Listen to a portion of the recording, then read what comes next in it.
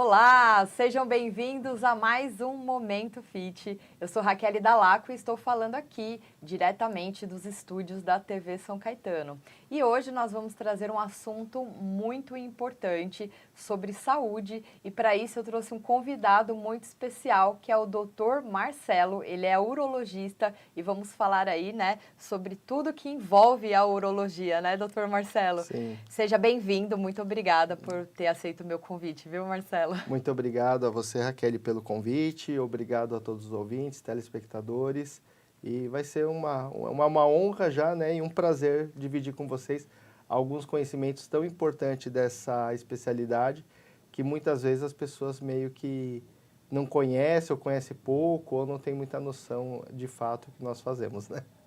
Marcelo, eu também não tinha tanta noção assim da amplitude que envolve a urologia, né? Eu achava que urologia era algo mais específico para homem, mas depois que a minha cunhada teve pedra nos rins, aí falaram, ela tem que ir no urologista. Eu falei, nossa, o urologista trata de pedra nos rins. Me explica um pouco assim, o que envolve a urologia?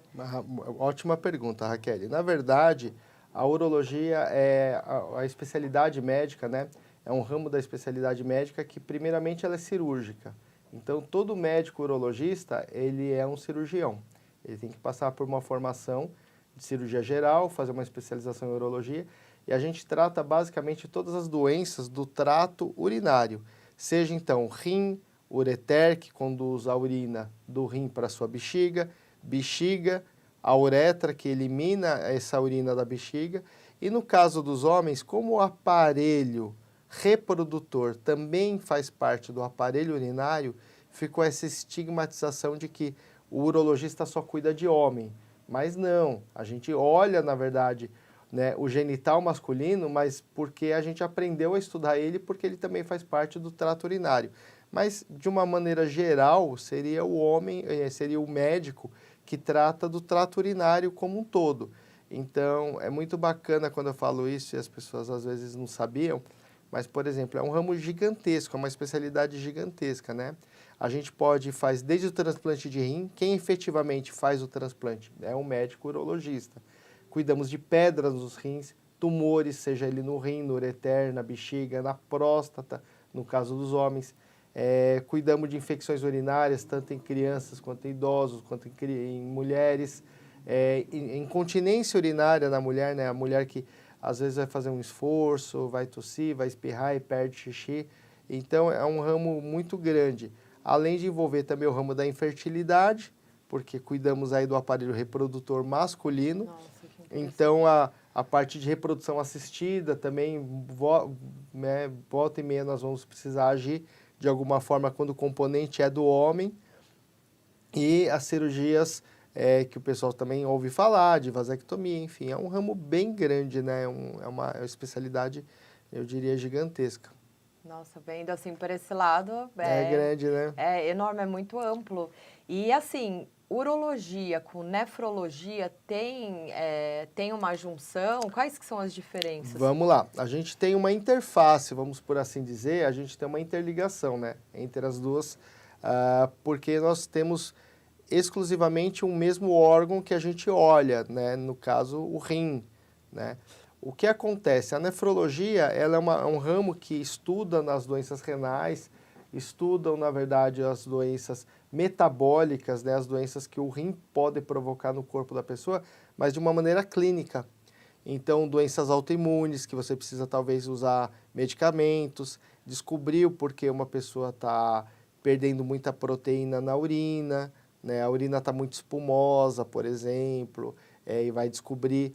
A partir do momento que ele descobre um exemplo, ele está investigando uma doença renal e ele descobre na doença renal um tumor, um câncer, aí quem vai agir é o urologista, porque efetivamente eu que vou ter que operar esse paciente e fazer uma cirurgia para ele, entendeu? Então o nefro ele não faz cirurgia, Não, o ele urologista ele exatamente, já é um cirurgião. exatamente, ele é um médico clínico. Entendi. Ele diagnostica, conduz o tratamento clínico, por exemplo, de um paciente que tem pedra nos rins, né? Ele faz todo o acompanhamento e tenta compensar esse paciente, mas caso aconteça de uma pedra cair no canal urinário, a pessoa ter cólica e precisa retirar essa pedra, quem vai agir somos nós urologistas.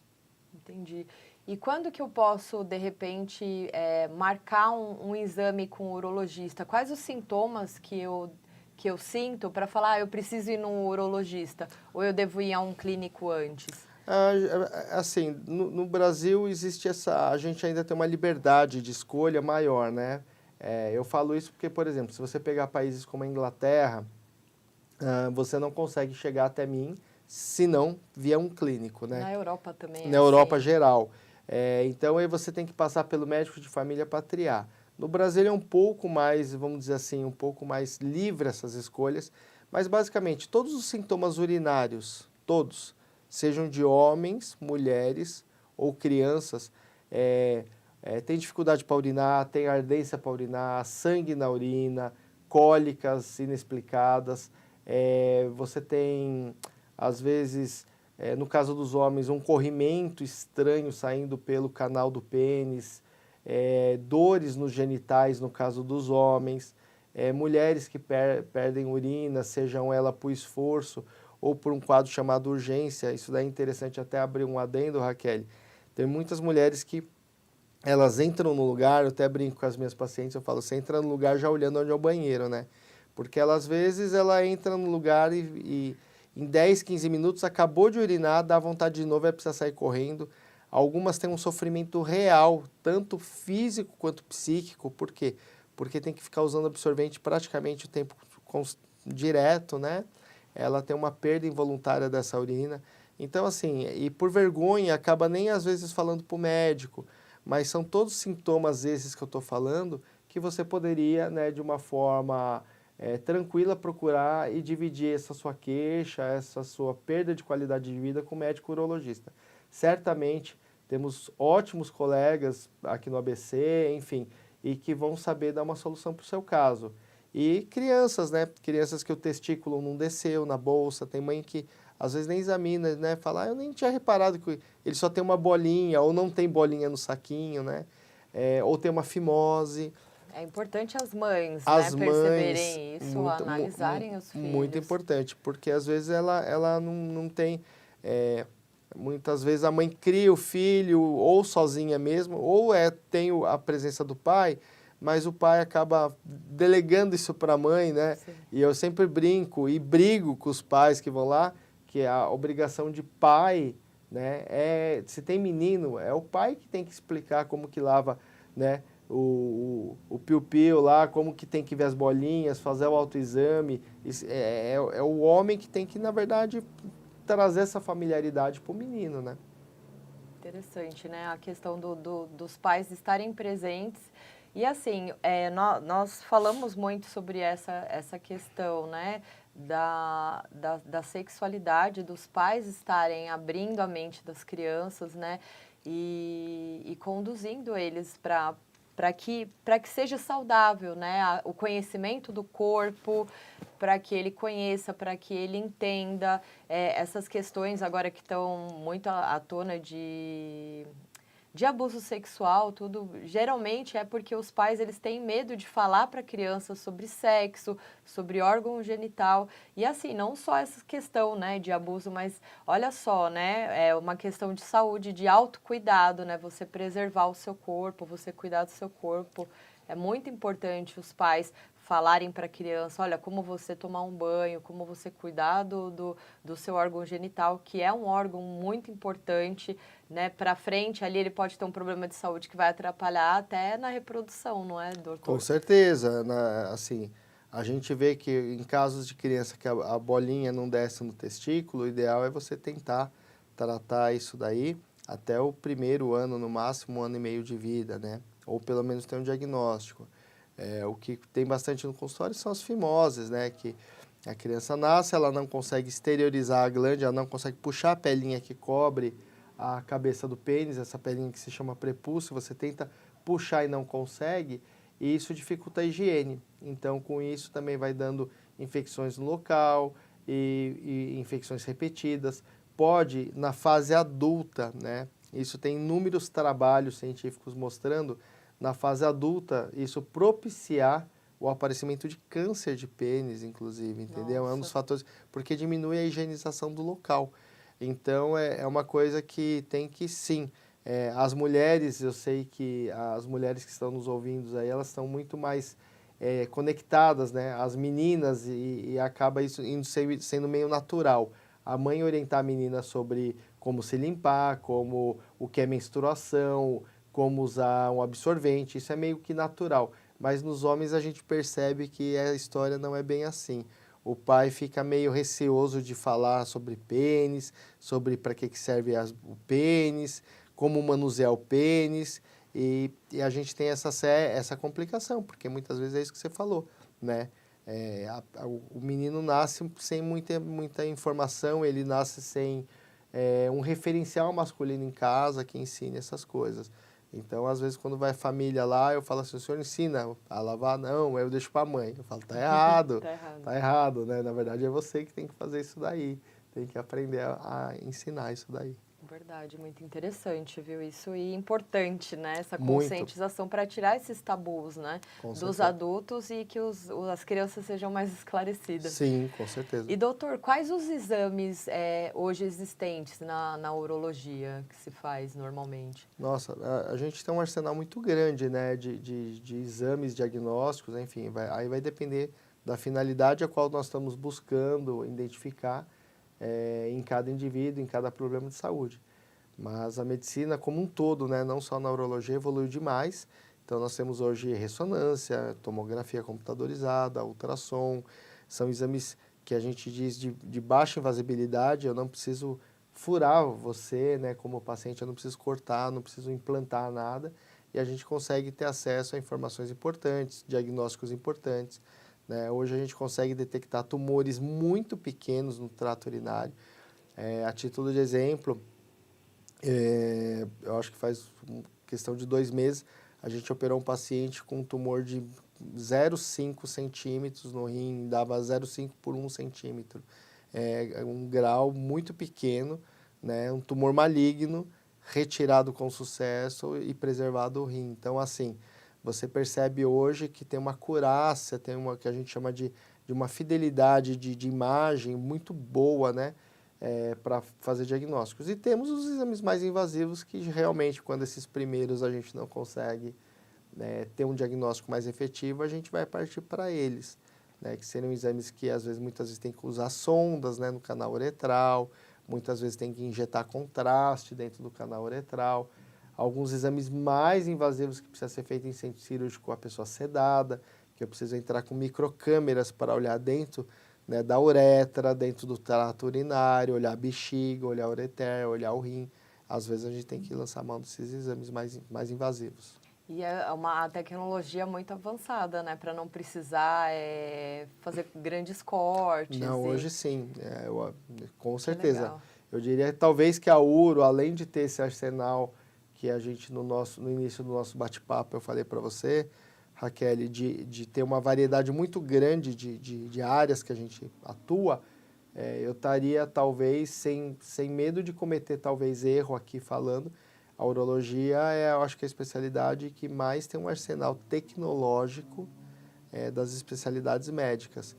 Tanto é que, dependendo, né, da onde você vai atuar, se você não tiver esse arsenal, por exemplo, você vai trabalhar numa cidade no norte do Pará, eu nem vou. Eu não tenho muito o que fazer lá, né? A gente vai ter que tratar o paciente, se não tiver tecnologia associada à minha especialidade, eu não tenho como fazer muita coisa. Então, eu consigo hoje tirar pedras de 2, 3 centímetros, quebrar um cálculo gigantesco dentro do rim de uma pessoa, sem furar a pessoa, com agulha Sem a pessoa. necessidade de corte nem Nada, furo, a gente entra por dentro da via urinária, faz o caminho inverso, né? Eu entro pela uretra, por onde o xixi ia sair, vou pela bexiga, entro pelo ureter e chego até o rim da pessoa, quebra essa pedra sobre visão com um laser, e a pessoa sai de lá e fala, mas por onde ele tirou a pedra? Né? É meio mágico isso daí. Mas para isso a gente depende de tecnologia e os melhores locais que a gente vai conseguir desenvolver isso são os grandes centros, que a gente tem acesso a isso nos hospitais. Né? E aí as pessoas ali que vive numa região que não tem, né, esse arsenal, ela precisa se locomover. Isso é triste, né? Eu sei que não é o escopo, nem o que a gente quer falar, não é o assunto hoje do nosso bate-papo, mas essa é uma grande crítica que os especialistas em saúde pública faz ao programa dos Mais Médicos. Tá, você leva o médico para regiões remotas, mas, assim, detectou que tem uma pedra na bexiga, vai ter que tirar. E aí, né? Se você tem um hospital lá, você tem material, insumo médico, você tem equipe médica, você tem laser para quebrar, porque hoje a gente quebra por laser, né? Você tem essas coisas? Não.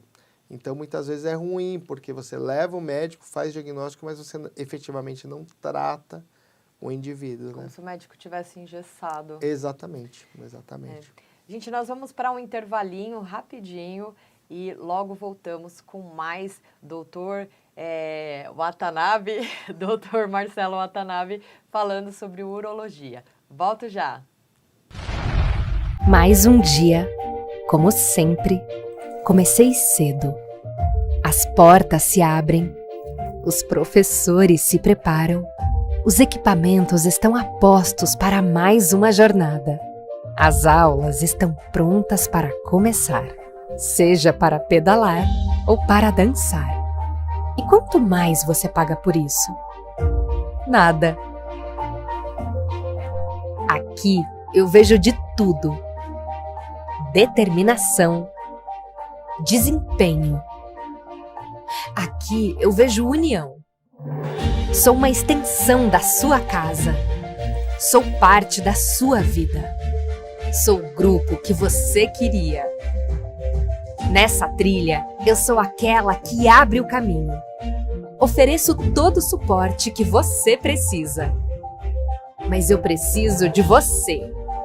Preciso que encontre seus limites, suas dores, seus medos. Juntos, vamos superar cada obstáculo. Todo dia, em todo lugar, a toda hora, eu estarei lá. Evoque, a gente não para.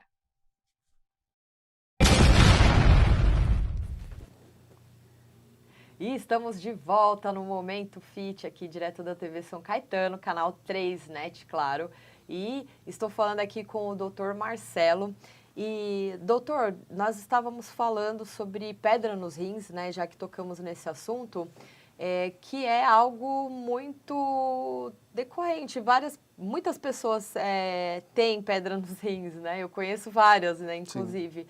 E elas dizem que sente uma dor na região lombar. É fácil se confundir com uma dor na coluna, com alguma coisa assim? Sim, muitas vezes até mesmo para o médico que não é especialista, né, o médico que está no pronto-socorro, às vezes ele fica meio confuso, porque ela pode se confundir. Tem outros diagnósticos diferenciais.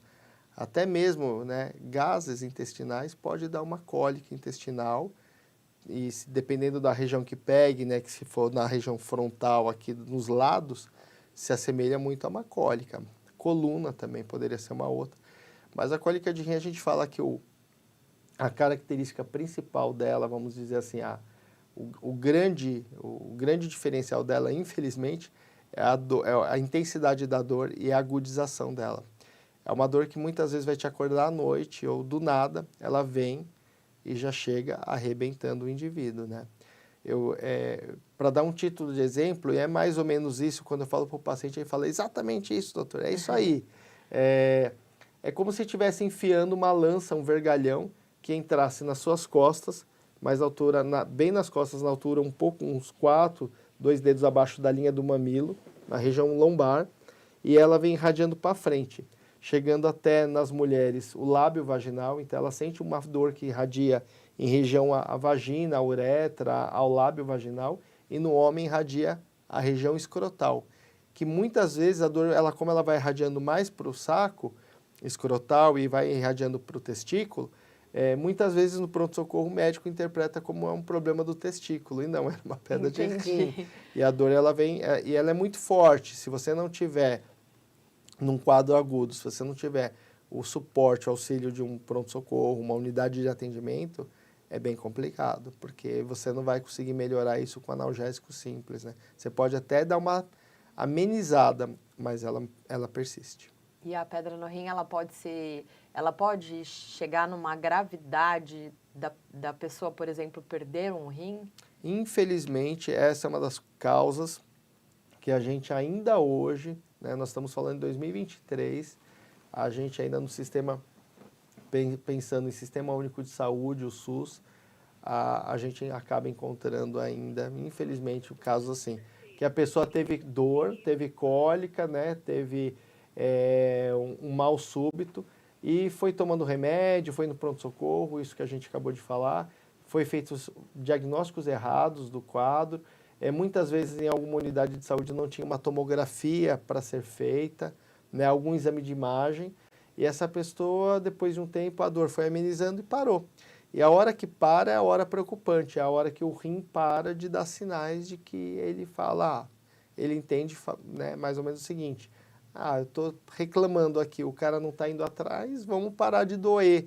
Ele dilata e aí sim, com o tempo, essa hiperpressão, né, o aumento, porque ocorre uma obstrução do canal a drenagem da urina. Esse aumento da pressão dentro do rim, né, esse aumento dessa pressão, acaba diminuindo o fluxo sanguíneo do rim e ele acaba morrendo. E o indivíduo perdendo o órgão por conta disso, infelizmente. E uma pedra que é pequena, por exemplo, ela pode aumentar de tamanho também? Sim, muitas vezes a gente vê que a negligência do fato, mas é uma pedrinha pequena. Ok, ela é pequena, mas é aí que vale a pena você procurar, né, um profissional médico ou urologista, ou que seja um nefrologista nesses casos iniciais, para dar um seguimento, para orientar, para você não ser perdido de vista, como a gente fala em medicina, né, que o paciente passa e perde ele de vista, ele some, nunca mais procura, nunca mais aparece, e ele volta depois de 2, 3 anos com uma pedra imensa ou com alguma complicação, e que aí o tratamento ele vai ser muito mais difícil e mais trabalhoso do que inicialmente era. E assim, eu vejo muitas pessoas achando que pedra no rim é algo simples, né? Negligenciando o potencial, né, de agravamento. Sim. E aí, toma chá de quebra-pedra, tem gente que fala para tomar cerveja, que vai eliminar Muito boa a pedra. Pergunta. Vamos lá. Na verdade, o que a gente sempre orienta é uma continha meio que simples de fazer. Você tem que tomar em média, tá? Em estado basal, ou seja, você não fazendo nenhum tipo de atividade física, não estando exposto a grandes temperaturas, né? Por que eu falo isso? Porque o indivíduo que estiver numa cidade que está 38 graus direto, ele vai transpirar muito mais, ele perde mais água do que quem mora, por exemplo, numa cidade que está sempre 16, 18 graus.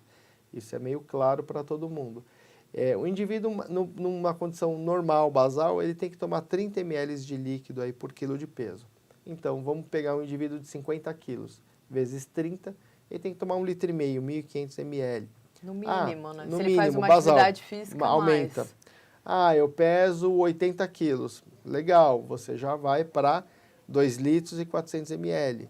E líquido, o pessoal fica estressado, fala, doutor, eu detesto água, eu odeio água, não consigo beber água. Eu brinco e falo, também não, né? Mas existem outras formas de líquido e que não é suco de saquinho, não é suco artificial, não é refrigerante. Você pode tomar um suco natural, onde você vê realmente o quanto de água você coloca de fruta, bate no liquidificador, né? Filtra isso daí, né? Peneira e adoça com adoçante. Você pode tomar chás. Que chá? O chá que você quiser. Mas eu ouvi falar que o chá de quebra-pedra é verdade. Tem um trabalho da Escola Paulista de Medicina que eles dosaram alguns potenciais, algumas substâncias, e realmente parece que encontraram algum benefício real na não agregação dos cristais para a formação da pedra no chá de quebra-pedra. Mas vai fazer mal? Não, então toma chá. Se é melhor tomar chá, eu prefiro que você tome 2 litros de chá de hortelã, de cidreira, de camomila, do que você deixe de tomar líquido. Então, se você tomar água, chá ou suco natural, você está repondo o líquido da mesma forma, né? Isso é importante. Sim, hoje em dia dá para aromatizar a água também, né? Com perfeito. gengibre, limão. para tirar aquele gosto de água que, na verdade, não tem gosto de nada, né? Exatamente. Tem uma informação, já que você puxou o gancho, isso daí é muito legal. Eu falo assim, eu vou te dar uma formulinha para os pacientes que vai te ajudar nas duas coisas, no líquido e na evitar pedra. Tem estudos mostrando que as frutas cítricas, principalmente o limão, ele tem o citrato na sua composição. E o citrato, ele é um protetor na formação de cálculos, né? Então, você vai ter um grande aliado quando você ingerir frutas ácidas, né? O limão é o que tem mais, mas também tem na laranja, na tangerina, né? Na acerola, em menor proporção. Então, você fala, não sei o que tomar, se eu estou fazendo certo ou não. Pega 2 litros de água, bota numa jarra, espreme 5, 6 limão e adoça. Seja ele com adoçante, que você vai evitar engordar, não é calórico, né? Mas, enfim, ou tome puro e evitar o açúcar. Mas você toma, você está tomando uma quantidade de citrato excelente para a sua vida, que é o que tem no limão, e você está tomando o líquido, que é o que a gente precisa para evitar a nova formação dos cálculos. Isso é importante.